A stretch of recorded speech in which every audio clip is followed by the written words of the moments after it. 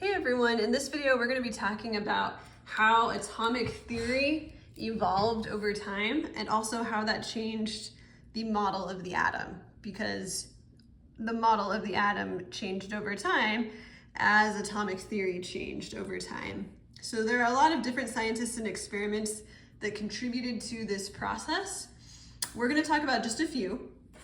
So we're first going to talk about a scientist named John Dalton, and he was doing work in the early 1800s. So this is going back over 200 years to the very early days of experiments that really gave us evidence for atoms. So we'll talk about John Dalton. There's also a scientist named J.J. Thomson. And then we'll go over some experiments, or an experiment done by Ernest Rutherford. And then lastly, we will talk about some experiments and mathematical models that were made by Schrödinger and others. So let's start with John Dalton. So people had been doing a lot of experiments with gases. Actually, a lot of the first pieces of evidence that we had for the existence of atoms came from experiments with gases. People had already developed the law of conservation of mass, so they knew that matter couldn't be created or destroyed in an experiment. So a scientist named John Dalton did some of these experiments, and based on his and other people's observations, he came up with what he called atomic theory. And he had several postulates for this theory. So we'll just look at these really briefly. You don't have to memorize these or even write them down, but just so you can see kind of where we started with atomic theory. So he said that matter is made up of atoms that are indivisible and indestructible. All atoms of an element are identical. Atoms of different elements have different weights and different chemical properties. Atoms of different elements combine in simple whole numbers to form compounds, and atoms cannot be created or destroyed. In a chemical reaction, the atoms rearrange but remain unchanged. So this is a really good start for atomic theory. Not all of these statements are exactly correct. For example, atoms are actually made of smaller parts called protons and neutrons and electrons. So it's not actually true that they're indivisible. There are different types of atoms of different elements. Like there's different versions of carbon. So again, this is not completely accurate, but it was a good start for atomic theory. And a lot of these still hold true, but as more evidence was gathered, we had to make some edits to this, basically. So for John Dalton, we'll just say and we'll move this down so you can see a little better. He did experiments with gases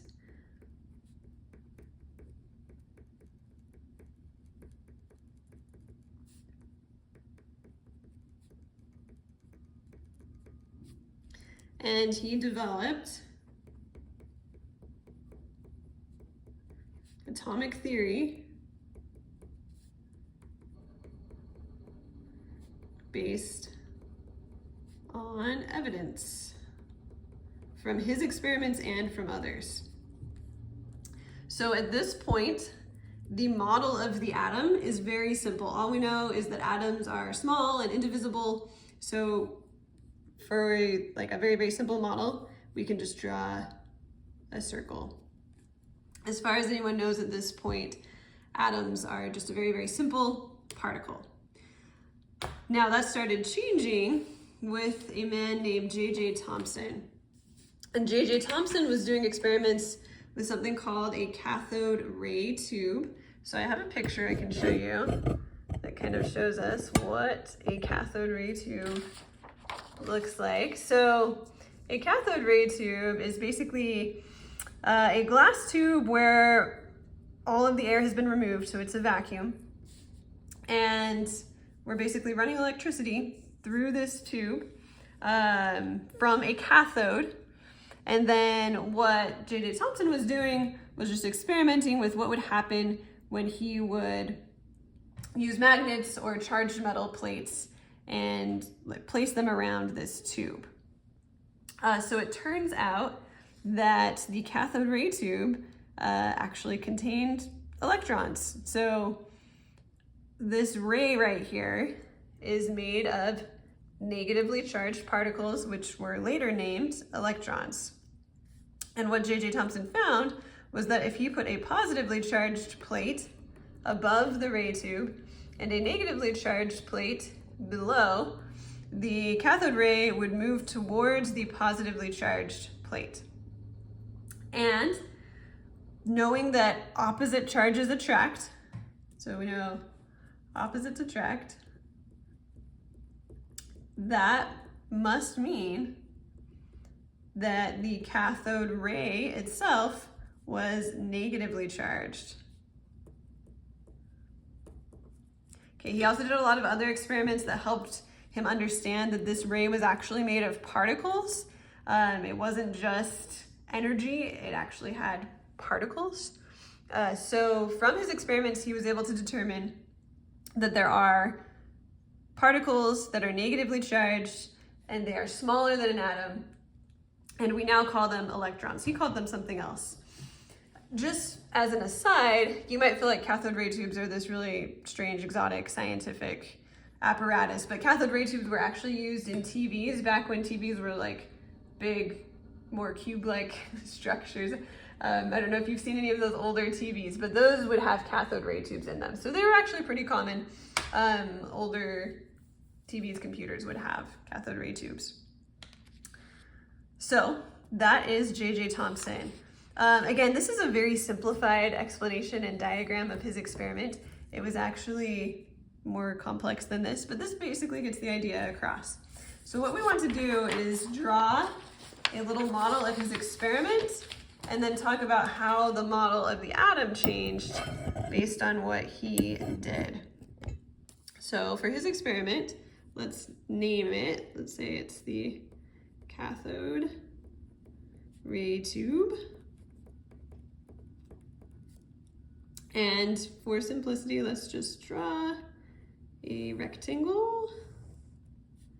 And let's say here's a wire, and here is a positive plate, a negative plate. And here is our cathode ray coming through. It's going to be attracted to the positive plate. So we know that it must be negative. So the cathode ray tube is important because through it, we end up with the discovery of the electron and its negative charge.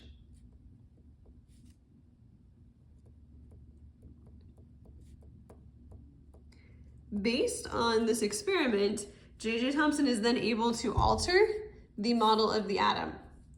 Since he now knows that the atom must contain small negative particles, he makes this model that he calls the plum pudding model.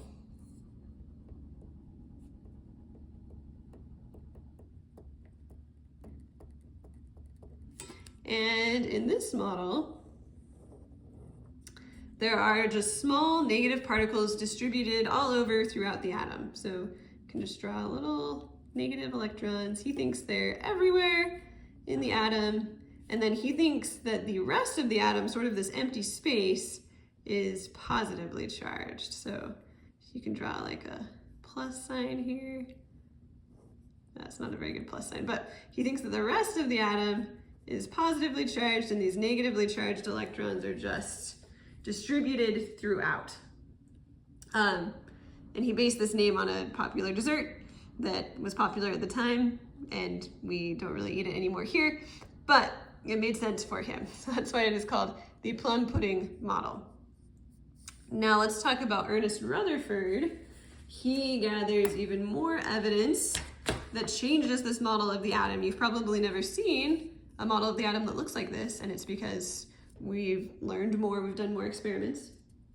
So Ernest Rutherford is working with gold foil And he is basically shooting alpha particles at gold foil. So let me show you what his experiment looked like. So he's got an element that gives off alpha particles. Alpha particles are positively charged, basically radiation. An alpha particle is 2 protons and 2 neutrons. So if we maybe color in, those are our neutrons. Our protons are positively charged, and some elements that are radioactive just naturally give off alpha particles. So he has a radioactive element in this case, and it is giving off alpha particles, and these alpha particles are going through. He's got really, really, really thin gold foil, and the alpha particles are going through the foil, and then this screen is phosphorescent. So when the alpha particles hit the screen, he's gonna see a little flash of light. And what he expects, based on the gold foil, or based on the plum pudding model that J.J. Thomson developed, he expects that all of the alpha particles are just going to go straight through the atom, since he believes that the atom looks like this, that it's just negatively charged particles in a sort of distributed in a positive pudding, if you will. He thinks our positive alpha particles are just going to go straight through. They're not going to get stopped by anything. These negative particles are not going to repel them or deflect them. And we're just going to see one place that's lighting up. And in fact, he's so sure of this, he's not even doing this experiment himself. He's having a grad student do this. He doesn't expect anything weird to happen, but they start seeing some flashes of light in other places besides where the alpha particles would hit if they were going straight through. So the alpha particles are bouncing off of something, and sometimes they're even bouncing like straight back. And that is really strange. And the best explanation for this is that there is some mass of positive charge in the atom, and we now know this as the nucleus. So it's actually happening. Not all of the alpha particles are going straight through. A lot of them are, because a lot of the atom is actually empty space, but there is a tiny positive nucleus. So when the alpha particles, which are positive, are getting close to this nucleus, they're getting repelled in different directions. So sometimes just a little bit off to the side, sometimes like straight back. So this is a really, really important experiment, and it leads to the discovery of the nucleus, which changes the model of the atom quite a bit. So let's draw a little model of his experiment. Again, it is called the gold foil experiment. So we'll have our alpha emitter right here. Here's our gold foil, and here's our screen. I'm drawing this from like a top-down sort of view. And then here are our alpha particles. Most of them are going straight through, hitting the screen, but a few are bouncing off to the side or back, and that is because they are hitting the nucleus. So this experiment is responsible for the discovery of nucleus.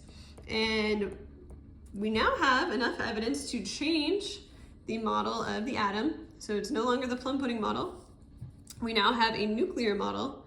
And the nuclear model goes through some different changes. A guy named Bohr helps us understand that there are different energy levels or orbits where the electron can be. So at first, it's just an atom with a nucleus in the middle, but once Bohr makes some observations, we end up with an atom with a nucleus and several different energy levels where electrons can be. So sometimes you'll see the Bohr model like this. Sometimes if people are trying to be fancy, they will make the model look a little more three-dimensional. This is like your sort of Jimmy Neutron model, but it's the same thing. These are just energy levels around the nucleus. Now, this is still not our current model of the atom. This is probably the model you are most familiar with. You've probably seen a lot of models that look very similar to this. But the current model of the atom is actually even different. So there were a lot of different people that were involved in doing experiments that led us to alter this model. One of them is Schrodinger, and he is really brilliant, comes up with a lot of mathematical models to describe what's going on with the electrons. And it turns out there's really complex things going on with the electrons. There are also some really interesting experiments going on with electrons and light.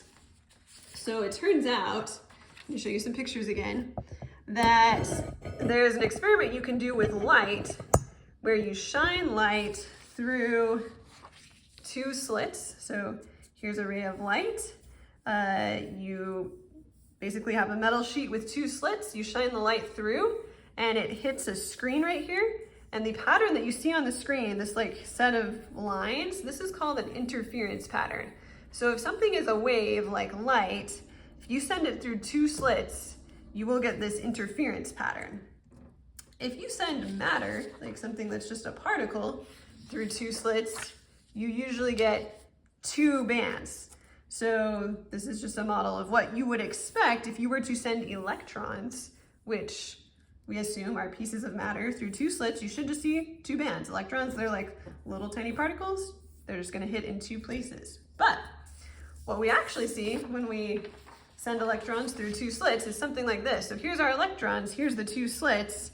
And on the screen, we see something more like what we see with light. We see this interference pattern of a bunch of bands, which is really weird. And what that means is that electrons are sort of like particles, but they are sort of like waves. They're sort of like light. And we actually, it makes it really complicated to describe electrons, to know what they are. But since electrons are not exactly like particles, our model of the atom has to change because they can't be just little particles that are orbiting the nucleus anymore. So let's draw a little diagram of our double slit experiment.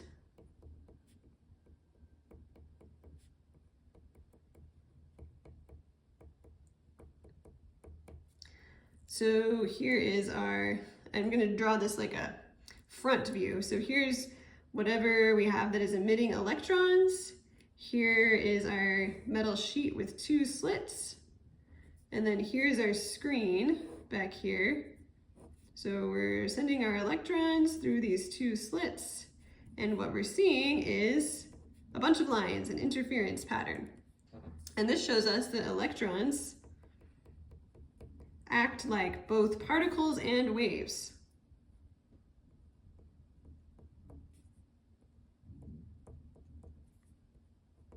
So they're kind of like light, they're kind of like matter, they're kind of a combination. It's really complicated. So because electrons are kind of like waves and kind of like particles, our model of the atom is now what we call the electron cloud model. And since the electron is no longer just a particle, it's kind of like a wave, we can't say exactly where it is at any given time. So we draw a nucleus, and then in this model, they usually just draw sort of a cloud of places the electron could be. So I'm gonna put a bunch of dots around here. These are not electrons. These are places where the electron has a high probability of being.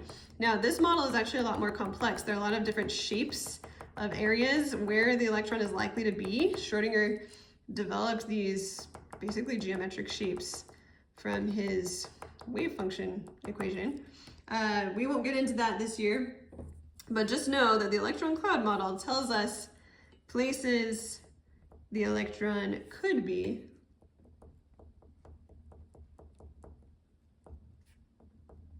Has a high probability of being.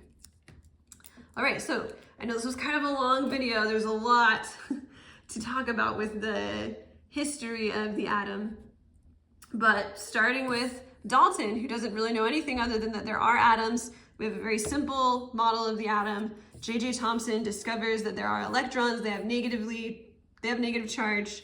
So he develops the plum pudding model, which is a positive, basically, area with negative electrons distributed throughout it.